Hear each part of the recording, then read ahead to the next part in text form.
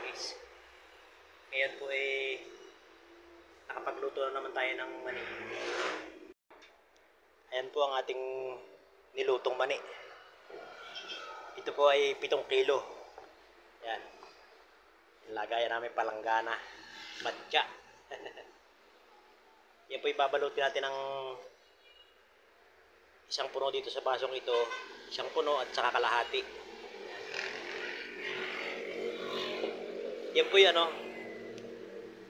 sa isang kilo, nagkakaroon po siya ng balot na 10.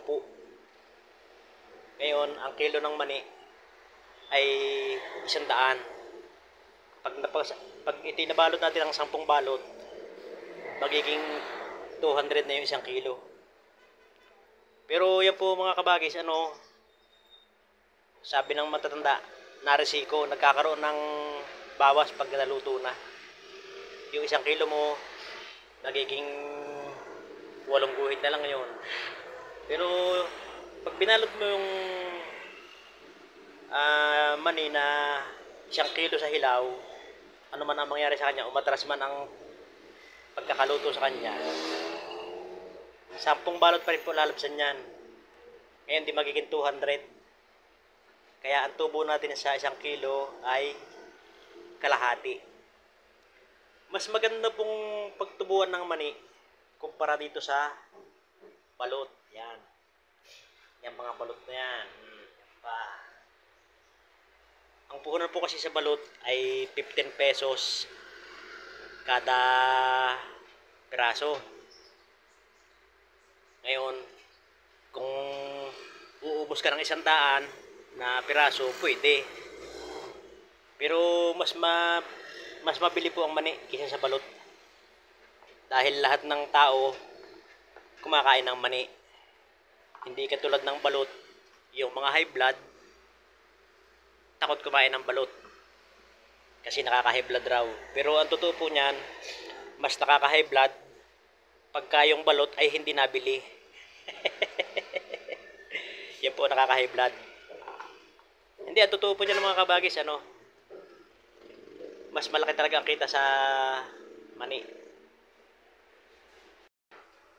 Ayan mga kabagis, dahil nga po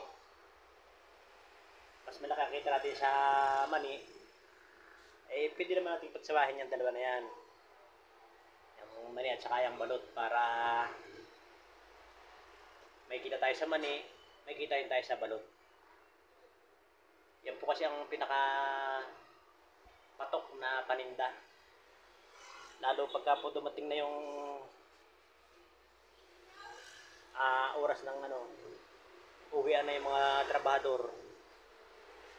Hanap talaga nila yung mani, balot, yung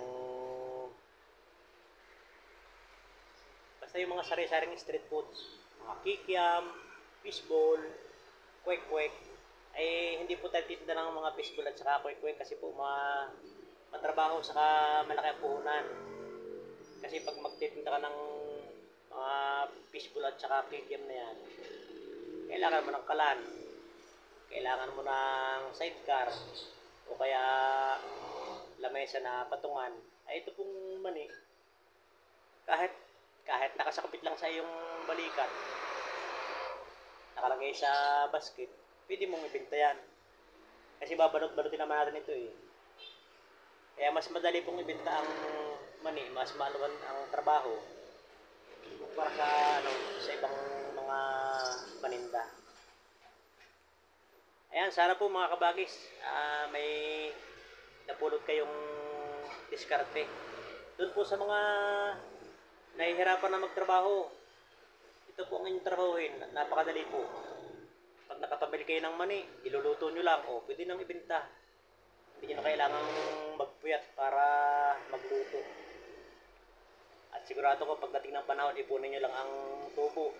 Nako, magiging milyonaryo kayo. Ako nga po malapit na maging milyonaryo. Meron na po ako kasing nakatagong 2,000. Di ang kailangan ko na lang ay 998,000 para maka 1 milyon. Ayun, maraming salamat po mga kabagis at hanggang sa muli. Ito ang inyong abang lingkod, Tatay Ritox Moto, nag-iiwan ng isang magandang araw. Mag-iingat po tayong lahat.